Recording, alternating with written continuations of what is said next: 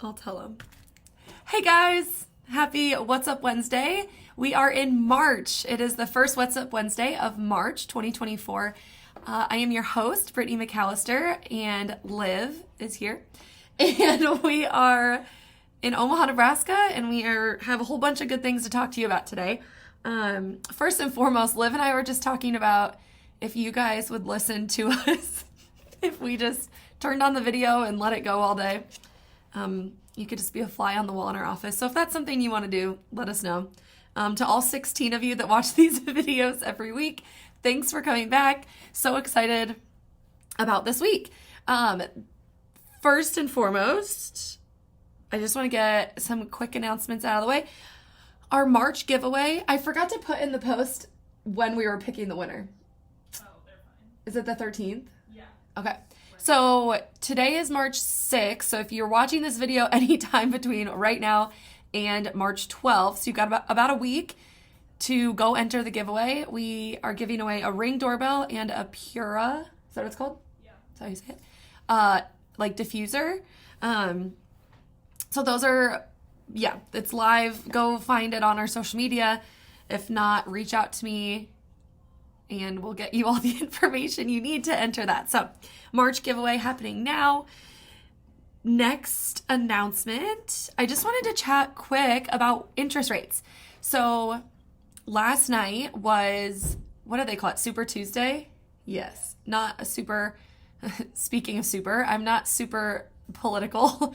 And yet last night was Super Tuesday. And so a big thing that everyone has been talking about this year is, what's going to happen with interest rates? What's going to happen with interest rates? Well, initially we had predicted they were going to come down quite a bit, and they have come down. So it's not that they're staying where they're at. But typically in an election year, the rates do come down and the rates are in a good place and everyone's pumped and, everything's looking good and great. And so we'll just have to kind of see how this year pans out. If it's anything like 2020, which is maybe what we're seeing coming into fruition. Not so much with COVID, but in terms of who we will get to choose for our president, that may play a part. And so I think it's important to keep an eye on what's going on. And yet, at the end of the day, the interest rate really is probably the least important thing. If you are thinking about buying a house or making a move, there's definitely options. So, the money has to make sense, of course. It has to make sense for you financially. And yet we usually can figure out a way to make things happen for you if moving is a goal that you have. So all of that to be said, interest rates actually are down this week. So rates that I got from Steve Winterhoff with Enterprise Bank, rates are under 6.5 again. So I think the conventional rates, obviously this is dependent on your income, your debt to income, your credit score, all that jazz. But the rates he sent, we were like 6.3 for conventional 30-year. FHA and VA are both under 6.5. And so that's awesome. You guys have been wanting rates to come down. Rates are coming down. So that just increases your buying power. It lets you have a better, or not better, but have a larger amount that you can afford. Now, of course, it will impact your monthly payment. And so we've talked about that a billion times on these videos. So anyway, blabbing here. If you have any interest in buying a home, of course, reach out so we can chat more about your situation and figure out if now is the best time or if waiting is the best, all those good options. So my goodness, we're already at 4 minutes. Half of you are going to stop watching soon. So I have to go faster. Okay, here's what's going on in our market this week. This is the most amount of active homes we have had on the market since Jan 1 when we started these videos up again. There are 465 active active existing single-family homes in Douglas and Sarpy counties. 211 completed new construction. So the active listings are up over last week about 12. So not crazy. It's just 12 more houses than were listed last week at this time. The completed new construction is actually the exact same number. So I don't know if we lost or if someone under contract and some new ones got finished, or if the completed new construction is really just sitting, which is a possibility.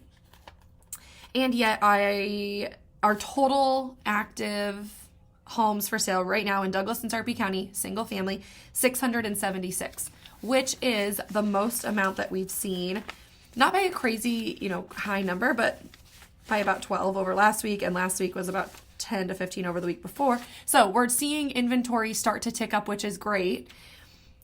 Now, the other crazy thing, though, is we saw a huge increase in the number of pendings that went under contract in the last week. So we've been pretty steady, like in that 150 to 180 of houses that are going under contract week over week.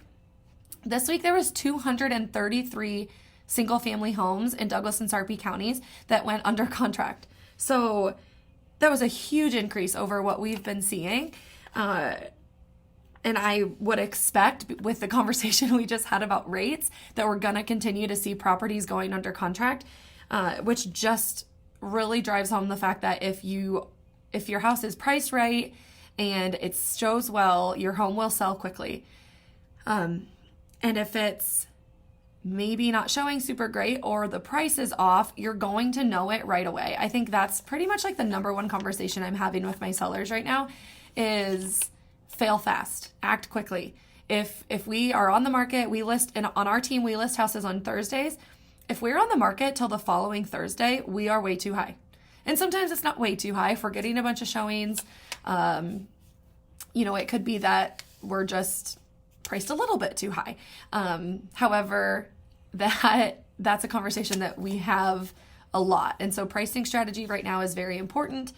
We want to make sure that we're positioning ourselves the best we can against our competition, which would be the other houses that are for sale that buyers might be considering over ours. So very, very interesting with the number of pendings. I'm excited to see what that does over the next couple weeks. I feel like, and I've heard this from other agents in our market as well, is that the spring market is here and it is in full force and people are out and about and they want to buy houses. And so I think we've talked about this before, but that does kind of lead into the when's the best time to sell. I mean, the best time to sell is when it aligns with your goals. And the second best time is, I would say now. Right now in March, early March, or early April, with the exception of that Easter weekend, I think everything else is fair game. I think get your house on the market, get it sold. Obviously, the timeline has to make sense for you, but that's kind of what we're talking with all of our sellers in our pipeline right now. And then, so that's it for that. No dumb questions for the week, which is, not a dumb question. We get this one a lot from buyers. Can I ask the seller to pay my closing costs? Can you? Yes, you can ask. Depending on the situation, depending on the price point, depending on the offer, are we seeing that happen? Very rarely. Now I say that. The last few that buyers I've gotten under contract, we did get some closing costs paid. But those were houses that were listed for a while. We were not in multiple offer situations, so it was a little bit different scenario. And I think it just really comes down to each specific property. If it's a house that has been listed for 1 day or 6 hours, it's new to the market, they're having a ton of traffic, and there's going to be multiple offers, it's pretty unlikely that you're going to get closing costs paid. Now, if we go find a house that's been sitting for a while and we just saw that they did a price reduction or something of that nature, the seller might be a bit more motivated. I think we just kind of take it on a case-by-case basis. I think the best thing we could do is prepare the numbers for if you don't get closing costs paid. So what does it look like? What does your cash to close number look like? How much money do you need to bring to closing if you got no closing costs paid for by the seller? Cool. Are you comfortable with that number? What would make that number be comfortable? Then work from there. Okay, well, we know that we could do it without the closing costs, but if we find a house that the seller is willing to pay it, sweet, that's just a bonus. Now we can ask them to pay some of those costs. I think that's the best way to go about it. We don't want to assume that we can get the closing costs paid. That would be a very slippery slope, especially in this market, depending on the price point. So that's our no question for the day. That is our market update. If there's any questions that you guys have, we are absolutely looking to fill our pipeline right now with more buyers, more sellers. definitely with new construction, we have some really awesome new construction things going on right now. So if you have considered building a home, definitely reach out. But that's everything we have. So we will be back next week, and have a good rest of your week.